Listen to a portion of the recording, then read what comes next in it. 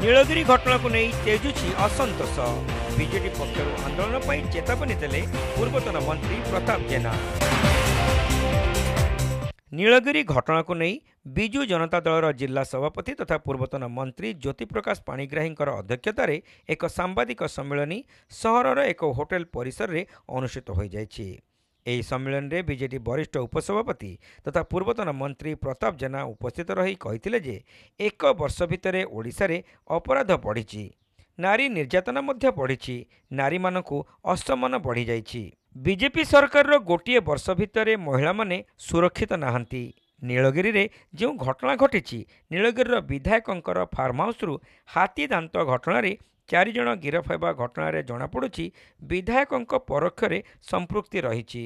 ଏହି ଘଟଣାକୁ ନେଇ ଯେତେବେଳେ ବିଜୁ ଜନତା ଦଳ ସ୍ୱର ଉତ୍ତୋଳନ କରେ, ସେତେବେଳେ ନୀଳଗିରିର ବିଧାୟକ ବାଲେଶ୍ୱରର ସାଂସଦ ପ୍ରାର୍ଥିନୀ ତଥା ବିଜେଡି ସାଧାରଣ ସମ୍ପାଦକ ଲେଖାଶ୍ରୀ ସାମନ୍ତସିଂହାର ତାଙ୍କ ପ୍ରତି ଆପତ୍ତିଜନକ ମନ୍ତବ୍ୟ ଦେଇଥିଲେ।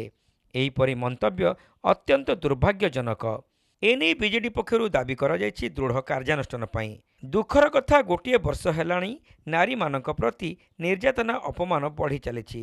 हेले महिला कमिशन अध्यक्ष नाहांती किंबा गोटे वर्ष धरी कमिटी भी नाही बोली कहिसंती। अपरपक्षे वर्तमान बीजेपी सरकार दिगहरा होइथिबा बेले आईन श्रृंखला उपरे तांकर अंकुश नाही।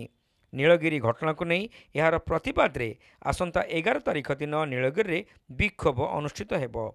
उपजिलापाल कार्यालय सम्मुख में यह विक्षोभ प्रदर्शित हेबो।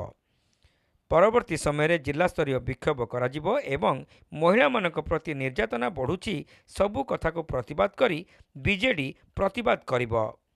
ओडिशा रे महिला मानक प्रति निर्यातना बढ़ी, महिला मानक अपमानित करा जाउची, महिला मानक परी एपरी घटना सब घटुची। आपण माने जानिचंती कि सेप्टेम्बर 1 तारिख दिन 2024 रे बालेश्वर रो गोटे 10 वर्षर झील को मध्य रेप एंड मर्डर करागला।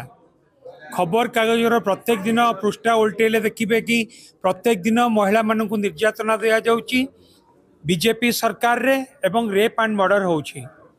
गोपालपुर रे गोटे छात्री को गैंग रेप करागला एवं प्रत्येक दिन मध्य आमे या विरुद्ध रे स्वर उत्तोलन करूचु। सरकार वर्तमान दिगहरा, सरकार आईन श्रृंखला उपर कंट्रोल नहीं। आमे अन्य विषय कहवाई चाहूनु रथ यात्रा समय कौन है कि बीएमसी ऑफिस रे कौन है से कथा कहया चाहूनु। सारा ओडिशा रे महिला माने सुरक्षित नुहंती। बालेश्वर रे तार सद्य उदाहरण होउची जेतेबेले बालेश्वर रे निजे नीलगिरी विधायक हाथी दांत चोरी संपर्क में तांकर संपृक्ति रो पर्दाफाश है एवं प्रमाण मिलिला।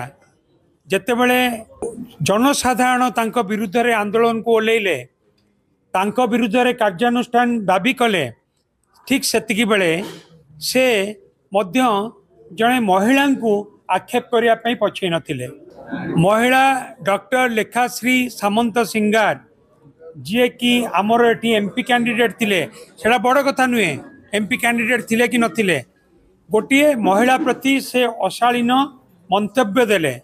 एपरी मंतव्य कौनसी राजनैतिक व्यक्ति ठारू आशा करा जाए नहीं एवं ये गोटे घोर अपमान एवं गोटे महिला प्रति अपमान। ता प्रतिवाद रे आमर प्रिय नेता पूर्वतन मुख्यमंत्री नवीन बाबू मध्य स्वर उत्तोलन करिसंती।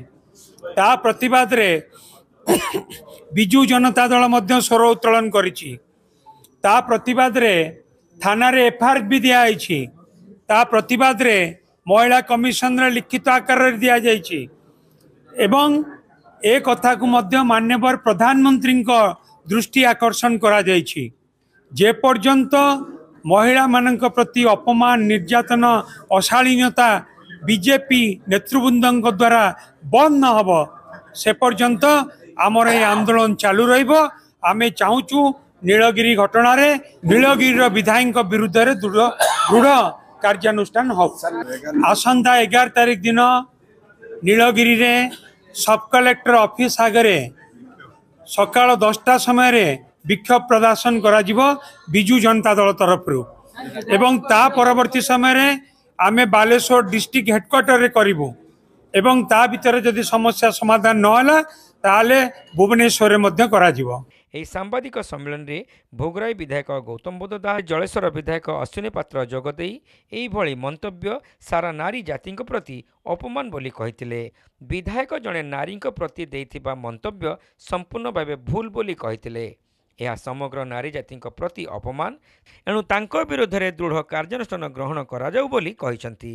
ଏହି ସାମ୍ବାଦିକ ସମ୍ମିଳନୀରେ ଅନ୍ୟମାନଙ୍କ ମଧ୍ୟରେ ସୋର ବିଧାୟକ ମାଧବ ଧଡ଼ା, ନୀଳଗିରି ପୂର୍ବତନ ବିଧାୟକ ସୁକାନ୍ତ ନାୟକ, ବାଲେଶ୍ୱର ସଦର ପୂର୍ବତନ ବିଧାୟକ ସ୍ୱରୂପ କୁମାର ଦାସ, ରେମୁଣା ନିର୍ବାଚନ ମଣ୍ଡଳୀର ବିଧାୟିକା ପ୍ରାର୍ଥିନୀ ବିଦ୍ୟାସ୍ମିତା ମହାଳିକ ପ୍ରମୁଖ ଉପସ୍ଥିତ ରହି ନିଜର ମନ୍ତବ୍ୟ ଦେଇଥିଲେ। ଅନ୍ୟମାନଙ୍କ ମଧ୍ୟରେ ପୌର ପରିଷଦ ଉପାଧ୍ୟକ୍ଷ କୈଳାସ ସେଠୀ, ପୂର୍ବତନ ଉପନଗରପାଳ ମନୋଜ ରାଉତ, ବସନ୍ତ ପଣ୍ଡା, शेख आयुब, धीरेन नायक प्रमुखों सह बहु बीजेडी कर्मी उपस्थित थिले।